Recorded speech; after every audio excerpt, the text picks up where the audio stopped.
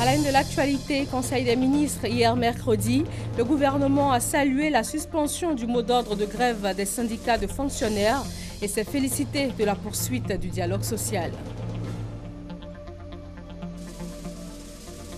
Dans ce cadre de dialogue, les rencontres gouvernement-syndicats continuent. Un comité technique a été mis sur pied. Il est chargé d'harmoniser les chiffres en ce qui concerne les stocks des arriérés.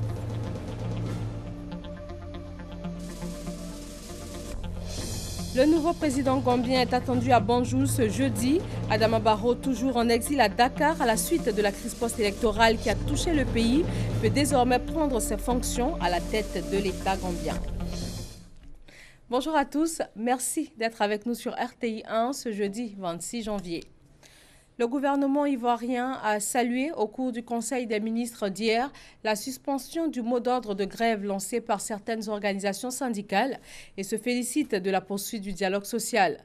Le gouvernement appelle tous les fonctionnaires à occuper leur poste de travail, toute absence étant désormais illégale. Vijanaïma.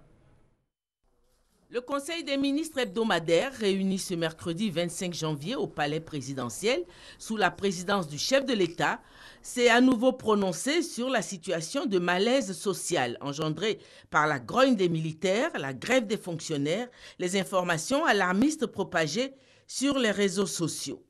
Si le gouvernement salue le retour au calme dans les casernes, s'agissant par contre des fonctionnaires, le gouvernement déplore les nombreuses absences au poste de travail, notamment parmi les enseignants, et ce, malgré la levée du mot d'ordre de grève.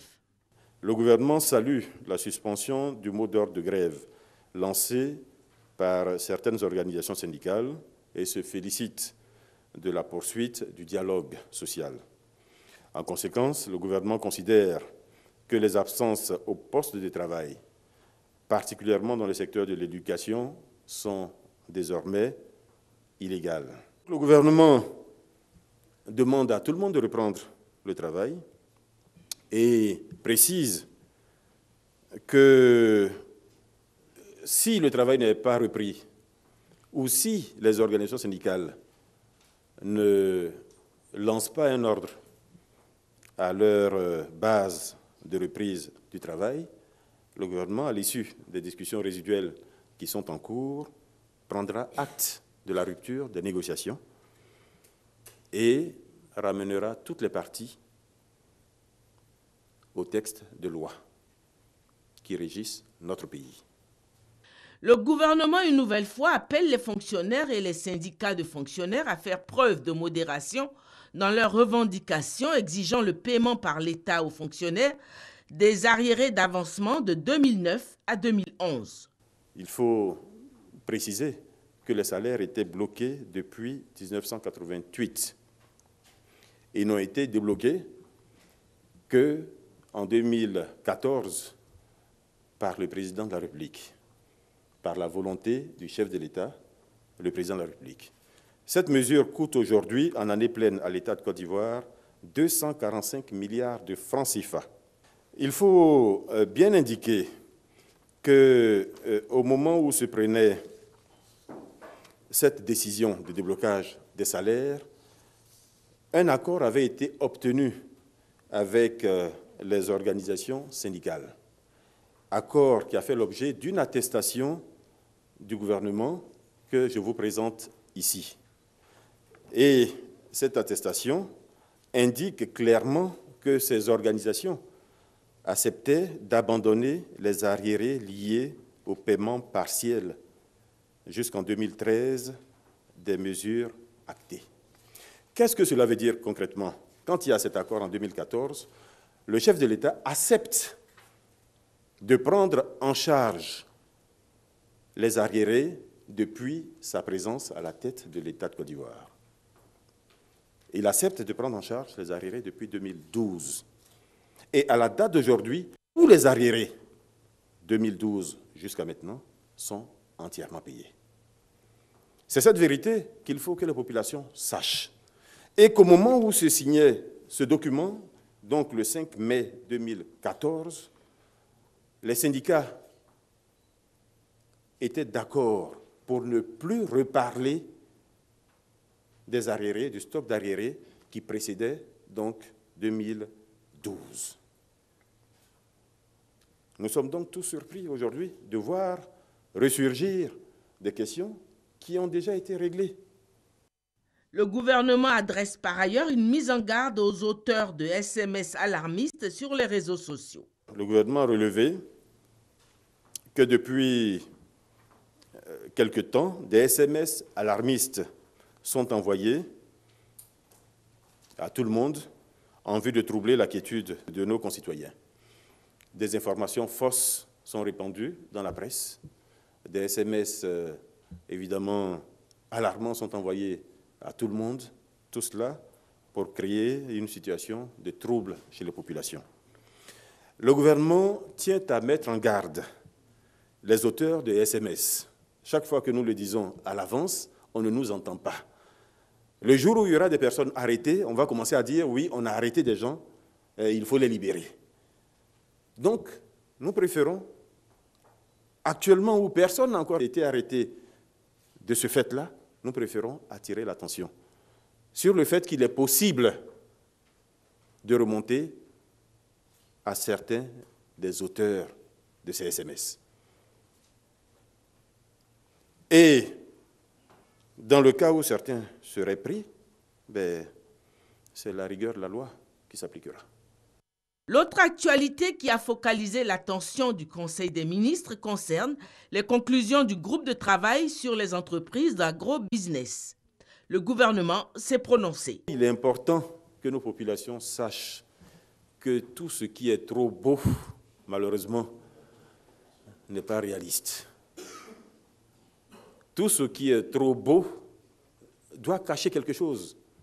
On ne peut pas promettre 1000% de retour sur investissement et penser que cela est réalisable. Si c'était le cas, les taux bancaires ne seraient pas au niveau où ils sont aujourd'hui. Donc, il faut que nos populations comprennent cela, que le gouvernement invite les autorités judiciaires, d'une part, à accélérer les procédures en cours en vue du remboursement des souscripteurs dans la mesure du possible, j'insiste bien sur dans la mesure du possible, et sur la base du capital investi. C'est la priorité du gouvernement. Aujourd'hui, puisque nous savons le nombre de souscripteurs, le nom de ces personnes, nous savons les montants qu'elles ont investis, le gouvernement fera tout pour qu'au moins une partie de ce qui a été investi par ces personnes leur soit remboursée. Le Conseil a adopté une communication relative à la participation de la Côte d'Ivoire au 28e sommet des chefs d'État de l'Union africaine. Le vice-président Daniel Kablan-Duncan représentera le président de la République à cette rencontre de haut niveau prévue se tenir ces 29 et 30 janvier à Addis Abeba.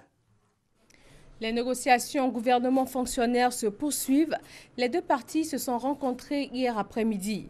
Cette 5e rencontre entre l'État et les syndicats a été marquée par la mise en place d'un comité technique.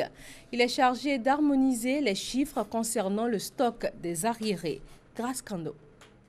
Atmosphère conviviale et détendue entre gouvernement et syndicats ce mercredi au ministère de la fonction publique et de la modernisation de l'administration. Cette 5e rencontre des négociations entre les deux parties a enregistré à l'ordre du jour plusieurs points, entre autres le mode de calcul de la pension, la révalorisation indiciaire et le stock des arriérés. À cet effet, il a été décidé de la mise en place d'un comité technique. Nous avons demandé au gouvernement d'agir sur le taux d'annuité, sur le mode de calcul, sur la majoration, sur la question des 150 points d'indice. Le gouvernement et nous nous sommes entendus pour que nous commencions une séance de travail maintenant pour nous entendre sur le chiffre. Le gouvernement parle de 21 milliards, certains de nos camarades parlent de 17 milliards. Donc il nous faut mettre d'accord. Monsieur le Président de la République nous a indiqué que pour tout ce qui concerne l'intérêt des travailleurs, il est disposé à faire ce qui est possible. Nos appréciations sont différentes. Les chiffres ne concordent pas. Par exemple, au niveau de la révalorisation indiciaire, nous n'avons pas les mêmes chiffres. Donc, ce qui a été donc retenu, c'est que les deux parties se retrouvent tout à l'heure les gens du ministère du Budget, des Finances et de la Fonction publique, plus les syndicalistes, pour rapprocher donc les différents chiffres et revenir et parvenir donc à un chiffre consensuel. Voilà, je pense que si ça c'est fait, nous le porterons donc à la connaissance donc de M. le Premier ministre pour appréciation et décision. Gouvernement et syndicats se retrouvent jeudi pour poursuivre les discussions. Au sujet de cette grève, nous vous proposons un communiqué du ministère de l'Éducation nationale. Il est lu par Abou Sanogo. Depuis le mardi 24 janvier 2017, des individus font circuler des messages dans lesquels Madame le ministre de l'Éducation nationale, de l'enseignement technique et de la formation professionnelle instruirait des responsables des établissements scolaires de la zone de Cocody et de Biétry à suspendre les cours jusqu'au jeudi 26 janvier 2017 pour ne pas s'exposer à la violence. Madame le ministre rassure les élèves et leurs parents, ainsi que tous les acteurs de l'école dans les dites zones, qu'un tel communiqué est purement et simplement fantaisiste et démagogique et émane de ceux qui veulent inoculer la violence à l'effet de s'aimer la peur dans les esprits. En tout état de cause, l'État de Côte d'Ivoire n'a donné aucune instruction dans le sens de la fermeture des écoles. Aussi prend-elle la communauté nationale à témoin face aux actes de vandalisme et autres séquestrations menées par ces sinistres individus et leurs commanditaires. Madame le ministre rassure que les dispositions ont été prises par le gouvernement pour assurer la sécurité des écoles, des élèves et des locaux. Les coupables des manœuvres suscitées se rendent coupables d'actes répréhensibles que même la situation de grève des fonctionnaires ne peut justifier. Madame le ministre les invite par conséquent à mettre fin à ces manœuvres et réitère encore ici la volonté du gouvernement d'œuvrer dans le sens de l'apaisement et du retour de la sérénité à l'école pour le bonheur de nos enfants. Voilà, les concertations continuent donc entre le gouvernement et les syndicats de fonctionnaires. 36 écoles ont été réhabilitées, 48 pompes hydrauliques à nouveau fonctionnelles dans les zones centre et nord de la Côte d'Ivoire. Ce sont 77 villages qui ont bénéficié de ce projet de développement des ressources humaines pour le renforcement de l'administration locale, et ce sur une période de 3 années. Moussa Konaté. Le projet de développement des ressources humaines pour le renforcement de l'administration locale dans les zones centre et nord, PCNC, est mis en place depuis 3 ans par l'État de Côte d'Ivoire et l'Agence japonaise de coopération internationale. Il vise la formation des acteurs locaux à fournir des infrastructures de base destinées aux populations. Pour la phase pilote de l'initiative, 2 secteurs ont été choisis, à savoir l'éducation et l'hydraulique villageoise dans la région de Gbeke, au centre du pays. Nous avons formé au Japon près de 13 cadres. Tous les maires de la région de Gbeke ont été formés au Japon. Tous les préfets du département de Gbeke ont été formés au Japon et certains cadres de l'administration du ministère de l'Intérieur ont été formés au Japon. Et près de 200 personnes au niveau de Gbeke ont été formées donc, à la fourniture du service minimum de base. Il y a eu des infrastructures qu'on a réalisées. Il y a eu près de 48 pompes qui ont été réalisées dans le cadre donc, de la formation, qui sont des projets pilotes. Et il y a eu près de 36 écoles primaires qui ont été réalisées dans le cadre donc, de ce projet. Une expérience dont les autres élus et cadres locaux doivent s'inspirer. Le modèle de réussite est donc partagé avec l'ensemble des maires de Côte d'Ivoire. On a vu qu'au niveau de Boaké, ils ont une expérience qu'on partage pour que nous, maires, nous puissions avoir de bons niveaux par rapport à ce genre de projets-là.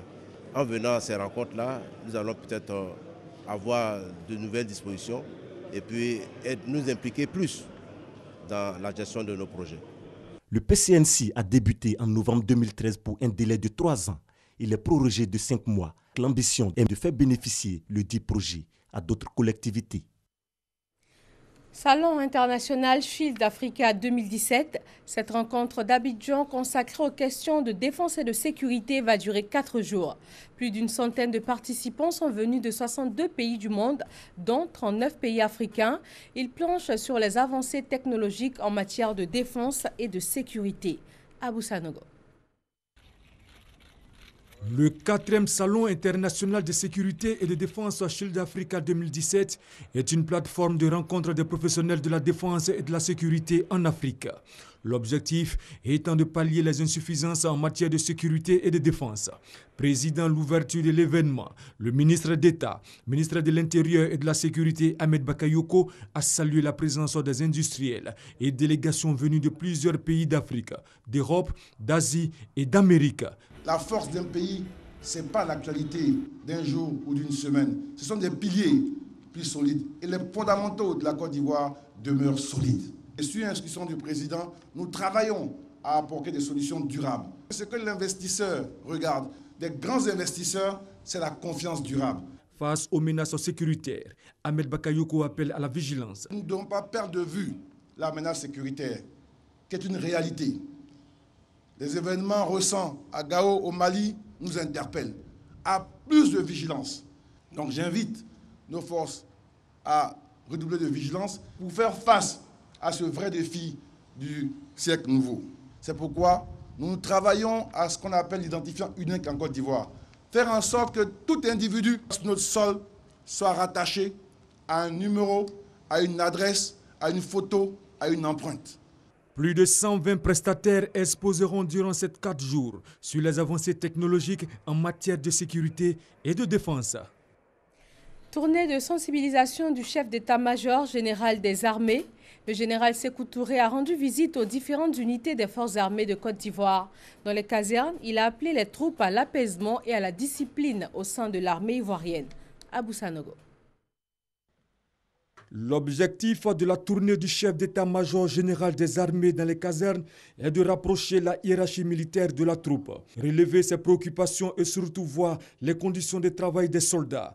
Ils se sont parlé sans faux fuyant des problèmes qui minent les forces armées de Côte d'Ivoire. Avec la haute instance de l'armée, les militaires ont échangé sans intermédiaire, voulant des réponses aux problèmes d'avancement, mais surtout de primes. En ce qui concerne les avancements, le général de division Sékou Touré a affirmé que des mesures sont prises pour la régularisation des grades et qu'un accord avait déjà été trouvé lors des négociations du ministre chargé de la Défense Alain Richard Donvaï avec les soldats à Bouaké. Par ailleurs, des démarches ont été menées par la hiérarchie des armées qui a jugé que pour une meilleure compréhension, il faut rencontrer les différentes parties. Ainsi, dans tous les états-majors, le général de division Sékou Touré et son adjoint le général de brigade Lassina Doumbia ont échangé avec l'ensemble des militaires. L'objectif est d'apaiser les uns et les autres et les instruire sur la valeur d'unité qui doit prévaloir au sein des armées.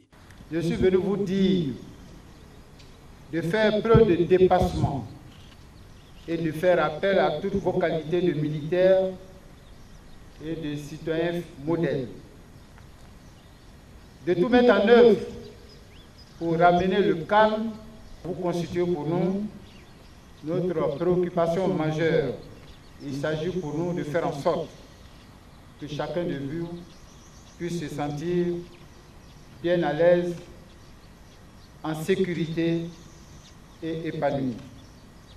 Nous sommes déterminés à répondre à vos attentes.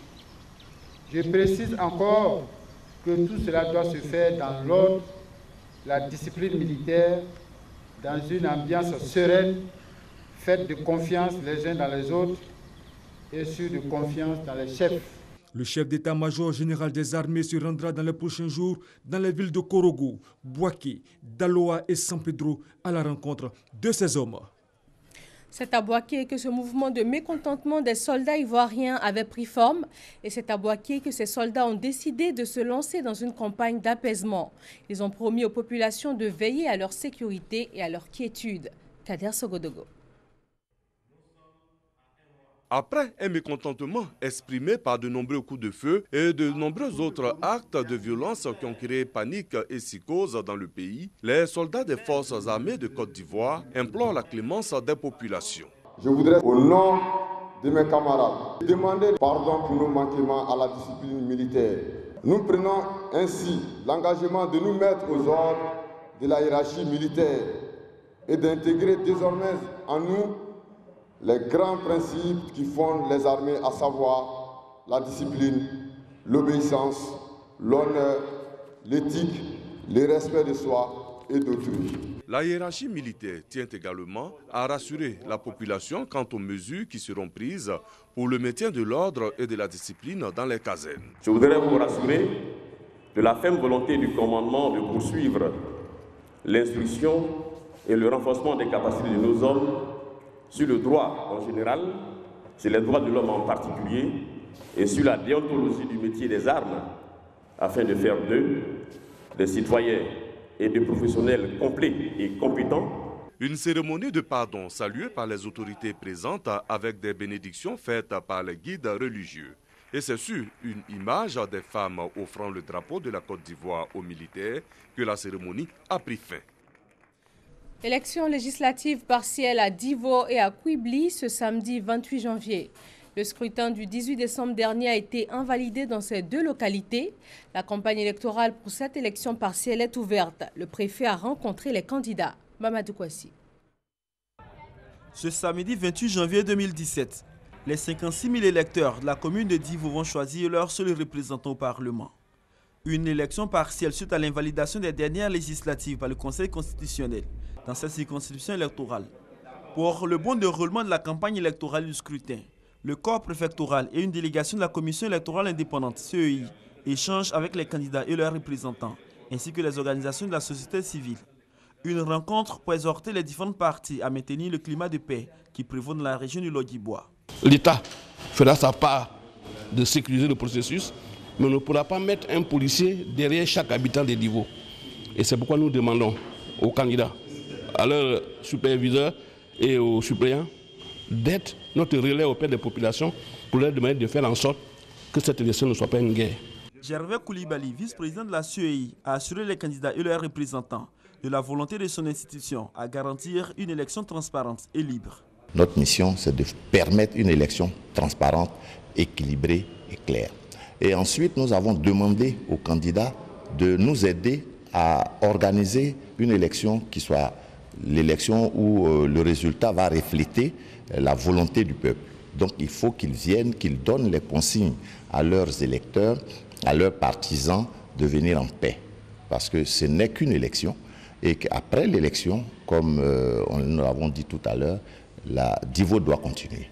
Des campagnes de sensibilisation sont prévues pour convaincre les candidats et leurs partisans afin d'accepter les résultats des urnes. Pour cette élection partielle, ils sont 5 candidats sur les 7 inscrits qui vont compétir officiellement, puisque les 2 autres sont retirés de la course. La Chambre de commerce et d'industrie rencontre les opérateurs économiques de San Pedro. Il s'agit en première ligne de recenser les difficultés qu'ils rencontrent en vue d'améliorer le climat des affaires dans la région. Godefroy Okambawa et Sita Soro. S'imprégner des difficultés que rencontrent les opérateurs économiques et améliorer le climat des affaires en Côte d'Ivoire, c'est ce qui justifie la tournée du président de la Chambre de commerce et d'industrie de Côte d'Ivoire dans la ville portuaire de San Pedro. Occasion pour Touré Fama de présenter sa vision, celle de faire de cette institution un moteur de développement. Touré Fama a également échangé avec la coordonnatrice du projet Initiative, projet avec lequel la Chambre est partenaire. Il est destiné au financement des activités des jeunes. Et le projet nous a permis de nous prendre en charge.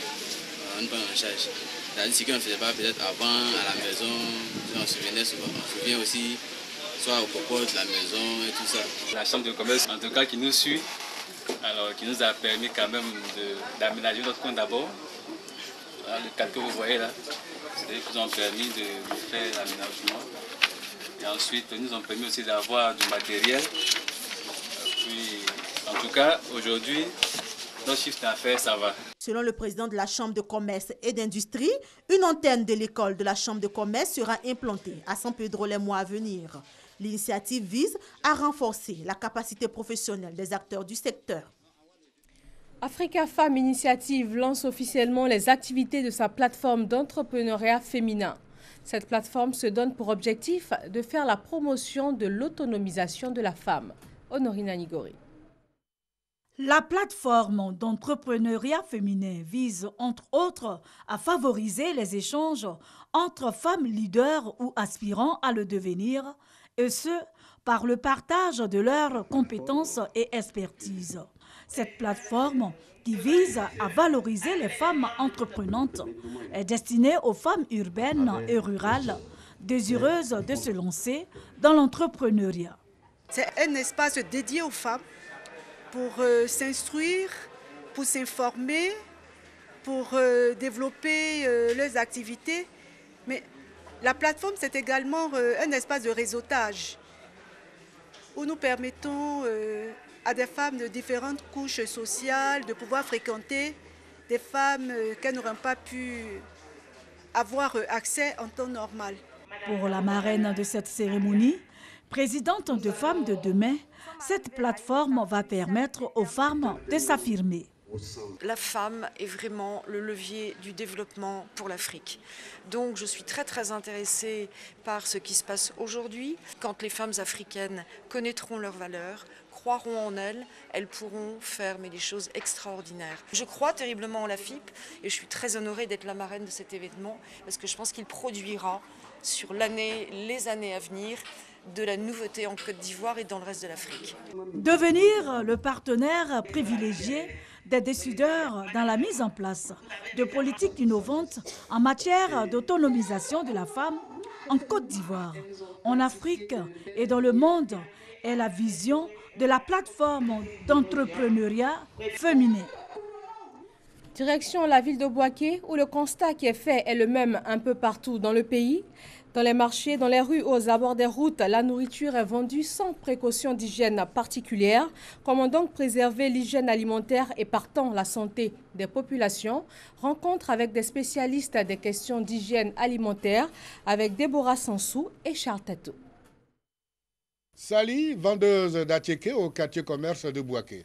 Elle a toujours couvert sa marchandise. Pour ne pas que les aliments soient infectés, je préfère les mettre dans les vides pour les préserver. Et souvent aussi, il y a des clients, quand les aliments ne sont pas dans les vides, ils refusent d'acheter. L'exemple de Sali, pas toujours suivi. Et les mouches qui se posent sur de la nourriture à ciel ouvert, donc des images fréquentes dans les marchés, rues et corridors. Ici, pas de souci pour les vendeurs quant au risque des maladies. Des risques bien évidents pour les consommateurs qui n'ont pas le choix. C'est beaucoup de risques. On n'a pas le temps d'aller à la maison, on est obligé de manger. Bon, ça ne nous arrange pas, mais on fait avec. Quand les aliments ne sont pas bien protégés, ça rend malade. Consommer de la nourriture vendue à ciel ouvert a des conséquences selon les agents de santé. La nourriture exposée à la poussière, aux mouches est vraiment un réel danger pour la population. Beaucoup de pathologies sont liées à l'insalubrité. On a les mouches par exemple qui vont aller s'asseoir sur des zones vraiment insalubres et qui viendront se poser sur ces aliments-là. C'est vraiment aller de contamination en contamination et puis exposer au péril fécal en même temps. Une réelle sensibilisation doit se passer. Pour éviter les maladies, les vendeurs doivent être propres et protéger la nourriture. Les consommateurs, quant à eux, doivent opter pour les aliments couverts et surtout se laver les mains avant les repas. Le Conseil national des jeunes de Côte d'Ivoire est un instrument de développement au service de la jeunesse. Dans la région de Gbeke, la jeunesse a procédé à l'élection du délégué départemental. Le Conseil national des jeunes de Côte d'Ivoire se veut un organe de régulation des mouvements associatifs de jeunesse et également être un instrument pour l'autonomisation des jeunes en Côte d'Ivoire. Une initiative du ministère de la Promotion de la Jeunesse, de l'Emploi des Jeunes et du Service civique. À Bouaké, la jeunesse a pleinement adhéré à cette politique gouvernementale à son profit, d'où l'organisation de l'élection d'un délégué départemental. À travers cet organe, amener le jeune à être un jeune consciencieux, un jeune travailleur, un jeune prêt pour sa nation, en inculquant l'esprit civique et l'esprit de citoyenneté. Face à 6 candidats, Enza Kifori Ouattara a été élu pour 2 ans. Il dévoile ses priorités. Nous allons permettre à toute la jeunesse de Bouaké de fédérer autour de ce Conseil national de la jeunesse pour que véritablement les jeunes puissent contribuer au développement de notre département. Le Conseil national des jeunes de Côte d'Ivoire, CNJCI, cible exclusivement les jeunes de 16 à 35 ans. La communication sur la reprise du processus de mise en place du Conseil national des jeunes de Côte d'Ivoire a été adoptée en Conseil des ministres le mercredi 9 novembre 2016. L'actualité dans le reste du continent nous conduit en Gambie. Le nouveau président est attendu à Banjul ce jeudi. Adama Barrow, toujours en exil à Dakar, à la suite de la crise post-électorale qui a touché le pays, peut désormais prendre ses fonctions à la tête de l'État gambien. Yahya Jammeh, lui, ayant finalement cédé le fauteuil présidentiel. Donald Trump a signé mercredi un décret lançant le projet de construction du mur entre les États-Unis et le Mexique pour endiguer, selon lui, l'immigration illégale vers son pays. Il a signifié que ce mur serait financé dans un premier temps par les États-Unis, mais remboursé ensuite par le Mexique. Mais le Mexique n'envisage aucun paiement selon le président Enrique Peña Nieto. Il s'est engagé d'ailleurs à défendre les migrants mexicains aux États-Unis. Du côté du Gabon, l'Égypte est la dernière équipe à s'être qualifiée pour les quarts de finale de la CAN 2017 après sa victoire contre le Ghana 1-0. Les Black Stars étaient déjà qualifiés. Le Mali a quant à lui tenu en échec 1-1 une équipe d'Ouganda, mais les deux pays sont éliminés. Merci de votre attention et surtout très bon après-midi à tous sur RTI 1.